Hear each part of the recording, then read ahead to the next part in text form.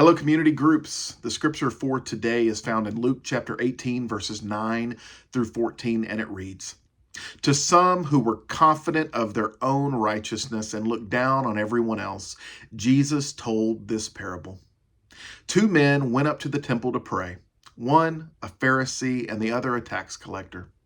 The Pharisee stood by himself and prayed, 'God, I thank you that I am not like other people, robbers, evildoers, adulterers, or even like this tax collector.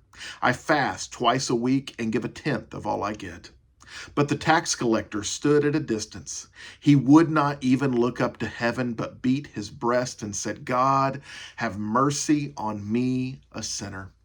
I tell you that this man, rather than the other, went home justified before God. For all those who exalt themselves will be humbled, and all those who humble themselves will be exalted." Pharisees at the time were highly respected among the Jews and would have been considered righteous and scrupulous in their efforts to obey God. Their directions for worship and prayer and righteous living had a heavy influence on the Jewish religious culture. The Pharisees in the parable actually go beyond the requirements of the law. Fasting was required of the Jews only on the Day of Atonement. As the Bible attests, people facing crisis would also fast, and particularly godly people would fast frequently as well.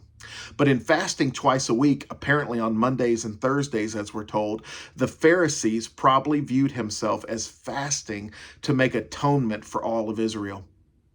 If Pharisees were respected, attitudes towards the tax collectors were close to the opposite end of the spectrum.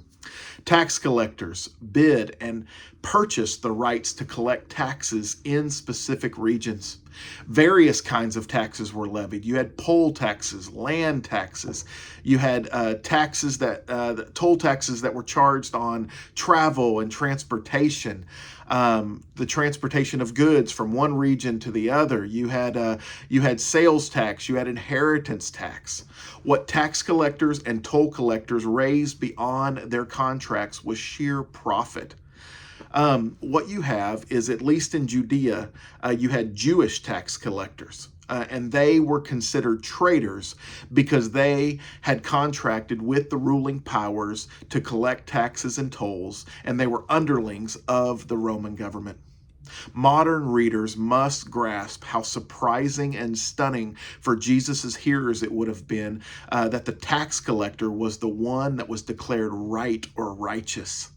That would have went against everything they knew. Jesus always has a tendency to do this, which is really interesting. He always has a tendency to make the people that we think should be the good guys, the bad guys in the story, and those that we think that should be the bad guys, he makes them the good guys in the story. Why does he do that? He does that over and over and over in the gospel.